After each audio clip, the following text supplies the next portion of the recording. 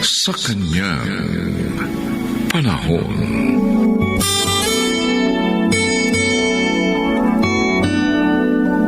Parang alam ko na kung bakit narito ka, Gabi. Tulad ng dati, Daddy. Nag-aaway na naman sila Mami at Tito Dandy. Kaya umalis ako at nagpunta rito. Dapat, hindi mo iniiwan ng mami mo kapag ganong sitwasyon. Paano na lang kung saktan ng dandy na yun ng mami mo? Sino magtatanggol sa kanya? Concern pala kay Mami. Sana hindi nyo kami iniwan. Para hindi tayo nagkakaganito. Gabi? Sakit ulo ko, Dad. Kung pwede sana, matutulog muna ako sa room ko dito sa bahay nyo.